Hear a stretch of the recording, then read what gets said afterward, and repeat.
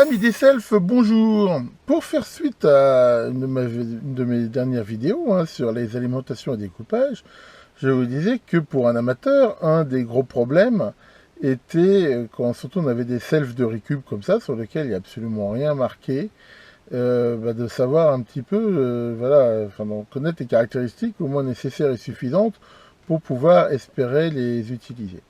Alors, une des premières choses qu'on peut faire, si on a la chance d'en avoir, bien sûr, c'est de connaître l'inductance. Donc là, quand même, le mieux pour ça, et je pense que c'est pas un gros investissement, c'est d'utiliser un de ces petits testeurs que je vous ai déjà montré X fois. Et si on le regarde, par exemple, voilà, lui, il me va de donner de 0,25 millihenries, donc 250 microhenries, et une résistance continue de 0,82. C'est une indication. Maintenant, pour ce genre de mesures, surtout des très faibles résistances, ces petits modules chinois, c'est pas vraiment top. Donc on va regarder avec un appareil de mesure un petit peu plus sophistiqué ce que ça donne. Alors bien sûr, si on a la chance de posséder un pont de mesure, comme celui-ci que je vous avais déjà montré, je peux bien sûr brancher avec les fameuses pinces Kelvin la self que je veux mesurer. Donc là, ça va me donner son inductance, à la fréquence bien sûr de mesure. Là, ça me donne son facteur de qualité, plein de choses. Mais enfin, pour l'instant, ce qu'on voudrait avoir, c'est la résistance continue. Donc là, ça me donne donc 0,193 ohms. Mais malheureusement, tout le monde ne dispose pas de ce genre d'appareil, et je vais vous montrer comment, avec un matériel qu'on retrouve beaucoup plus chez des électroniciens amateurs, on va pouvoir faire ces mesures.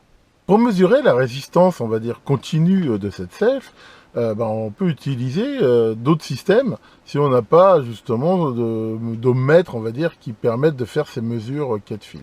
Ce que je vais vous montrer, à la limite, fonctionne pour la mesure de toute résistance faible. Pourquoi c'est difficile de mesurer des résistances très faibles? Pour plusieurs raisons. D'abord parce que elles peuvent être dans le même ordre d'idée que les câbles de mesure, qui vont éventuellement perturber la mesure. Et en même temps, comme souvent les courants de mesure sont faibles, ça fait des tensions aussi très faibles. Donc là, l'idée c'est quoi? L'idée c'est de refabriquer avec ce qu'on peut avoir, finalement, ce système de mesure à cas de fil. Et ce que vous avez quand même plus de chances d'avoir dans votre labo, je veux dire, ça fait partie un petit peu de l'équipement de maths, c'est une alimentation de laboratoire sur laquelle on peut régler une limitation de courant. Et maintenant, quasiment toutes les alimentations de labo permettent de le faire. Bon, là, je vais utiliser ma DP832 qui est assez sophistiquée, mais je veux dire, n'importe laquelle qui est capable de faire une limitation de courant peut avoir. Et un multimètre. Là, c'est pareil, je vais utiliser mon Keysight, mais je veux dire, n'importe quel multimètre peut faire l'affaire. Et l'idée, c'est quoi? On va brancher directement ce qu'on veut mesurer. Donc ici, la self, comme on peut le voir ici, avec un fil, on s'en fout un peu de la longueur qui vient directement de la lime. Et l'important, justement, c'est d'aller mesurer la tension directement aux bornes de ce qu'on veut mesurer. En faisant ça, on va complètement éliminer la résistance des fils. Bon, j'en avais déjà parlé, ça c'est le principe des mesures Kelvin. Donc là, j'ai réglé mon alim pour faire une imitation de 100 mA. Alors, quel courant prendre? On va dire, plus on va prendre un courant élevé, plus on a des chances d'avoir des bons résultats, parce que ça fera une tension élevée. Maintenant, il ne faut pas non plus prendre quelque chose de trop fort, pour pas risquer d'endommager ce qu'on mesure. Bon là, on va dire, pour une self comme ça, vu la taille du fil, 100 mA, ça paraît bien. Et donc, je mets ici en route, et là, toc, le fait de faire 100 mA, en même temps, ça va faciliter les calculs. Je vois que je mesure une tension de 19 mV, et donc, si on applique après la loi d'Ohm, le calcul est très simple, R égale U sur I. Donc ici, U, on voit, c'est 0,19 V divisé par 0,1. Et ce qui nous fait bien 0,19. Donc 0,19 ohm, c'est bien la valeur aussi qu'avait donné le pont LCR. Donc voilà, ça on voit que c'est la bonne façon d'avoir une bonne idée d'une résistance faible, et on peut voir que le petit testeur TC1, il était un petit peu dans les choux quand même. Encore une fois, pour tout ce qui est mesure de résistance faible, la bonne technique, si on veut le faire sans être équipé spécialement, c'est de faire comme ça. On a une idée maintenant de la résistance en continu. Alors, un des paramètres qui est justement important, c'est, on va dire, combien elle peut supporter, par contre, de courant continu. Le fait d'avoir la résistance, ça le donne pas.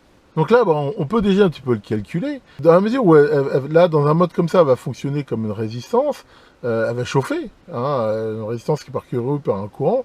Et ce qu'on ne sait pas trop, c'est combien elle est capable de dissiper cette résistance. Pourquoi? Parce qu'il ne faut pas qu'elle chauffe trop. Si jamais elle chauffe trop, comme une résistance, à un moment donné, elle va brûler, ça va fondre le vernis, enfin ça va faire des tas de bêtises. On a vu que généralement c'était spécifié aux alentours de 30-40 degrés. Alors ce que je veux dire, c'est assez empirique, mais ce qu'on va faire là, éventuellement, c'est mesurer la température, et on va le voir soit avec un thermomètre si on a ce qu'il faut, soit on va dire au doigt mouillé, et augmenter un peu le courant dedans jusqu'à temps que on voit que la température reste raisonnable, et ça donnera un petit peu une idée justement du Imax, on va dire, continu qu'on peut mettre. Alors je reconnais que c'est complètement empirique, hein, c'est pas vraiment forcément la bonne méthode, mais on va le voir, ça marche plutôt. Alors allons-y. Donc là ce que j'ai fait, donc j'ai mis un thermomètre au plus près de la bobine, et on va y faire passer un courant, et on va regarder un petit peu la température. Alors là j'utilise mon Super CP0092, un sonde thermométrique pour oscilloscope, ce qui va permettre de bien voir.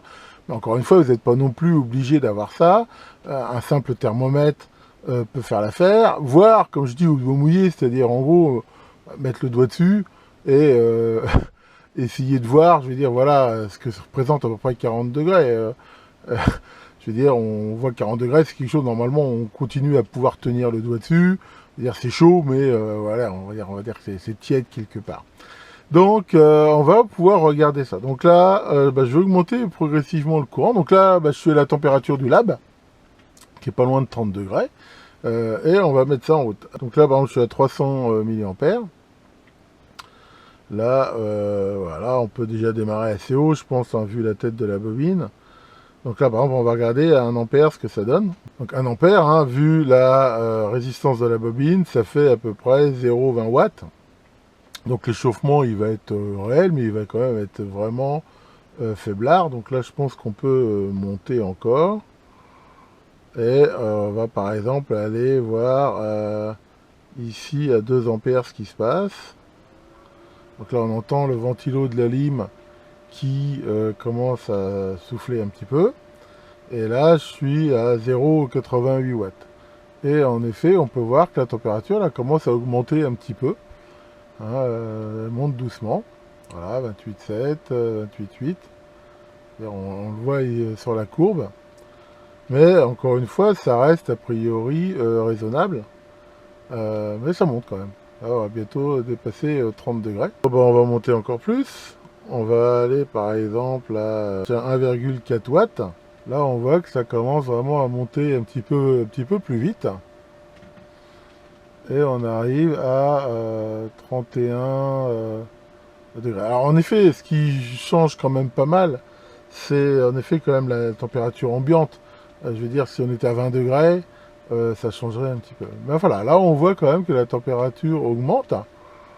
Là on voit donc elle chauffe, c'est normal, hein. À la limite je le vois sur mon alim, hein. Là elle dissipe 1,4 watts, ce qui est quand même, je veux dire, pas négligeable. Et on voit là que la température monte. Donc l'idée ici, c'est un petit peu de voir jusqu'où à peu près elle va se stabiliser, c'est-à-dire quand est-ce que, on va dire, l'échange thermique avec l'air ambiant fait que la température, à un moment donné, arrive à un point d'équilibre. Ça ne veut pas du tout dire que cette self, on peut l'utiliser avec 2,4 ampères, parce que ce que je ne connais pas pour l'instant, c'est justement son fameux courant de saturation. Là, je veux dire, je regarde que son paramètre, on va dire, de ce qu'elle peut tenir en continu. Alors, regardez ma vidéo. Là, voilà, là, elle arrive à 40 degrés. Ça continue encore à monter. Là, ça commence quand même à devenir, enfin, je dirais pas énorme, mais ça commence à chauffer un petit peu. Alors, il y a des chances que elle peut tenir sans doute à des températures plus élevées, mais voilà, 42, là, moi, je pense que c'est un petit peu haut, là. Pour le coup, là, on va redescendre, par exemple, tiens, à 2 ampères. Voilà, et regardez si ça se stabilise. Encore une fois, c'est un petit peu empirique comme méthode, mais ça va quand même donner une idée de ce que cette self peut faire. Ah, faites quand même attention, hein. Là, on voit tout de suite, c'est une self qui avait quand même un fil et une résistance qui est assez faible.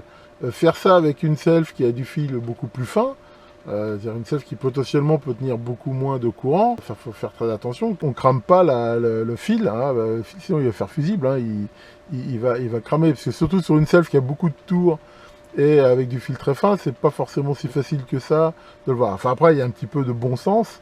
Rien ne vous interdit non plus de regarder, je veux dire, les courbes classiques qu'il y a, qui vous donnent en fonction du diamètre du fil, le courant, je veux dire, et la résistance qu'on peut y mettre. Hein. Enfin voilà, là on voit que ça commence à se stabiliser à peu près aux alentours de 45-46 degrés. Et on voit bien que la courbe s'infléchit. Donc pour un courant de 2 ampères. Ça veut dire quoi? Ça veut dire que cette self-là, a priori quand même, je veux dire, si son courant de saturation est supérieur à 2 ampères, on peut espérer pouvoir quand même l'utiliser avec donc un courant, on va dire, moyen à l'intérieur continu qui va jusqu'à 2 ampères. Donc voilà, ça c'est, je veux dire, ce qu'on peut mesurer. Hein. Donc on a vu que avec simplement une alime, un voltmètre et un thermomètre, on a pu déterminer deux des paramètres que je vous avais montrés, à savoir la résistance en continu et on va dire, le courant continu qu'on peut faire passer dedans sans qu'elle chauffe de façon anormale. Voici pour cette première vidéo qui vous a montré justement comment avec finalement de l'appareillage de base qu'on peut avoir dans un lab, on peut quand même faire des mesures sans avoir forcément recours à des appareils qui sont, c'est vrai, même s'ils sont très utiles, quand même plus coûteux. Tiens, Maurice, qu'est-ce qui t'arrive, Maurice? Oh, bah, ça n'a pas l'air d'aller, qu'est-ce qui t'arrive? Tu t'es ennuyé et pour t'occuper, tu as voulu mesurer ta bite. Et alors, bah, tu t'ennuies toujours et en plus, t'es triste.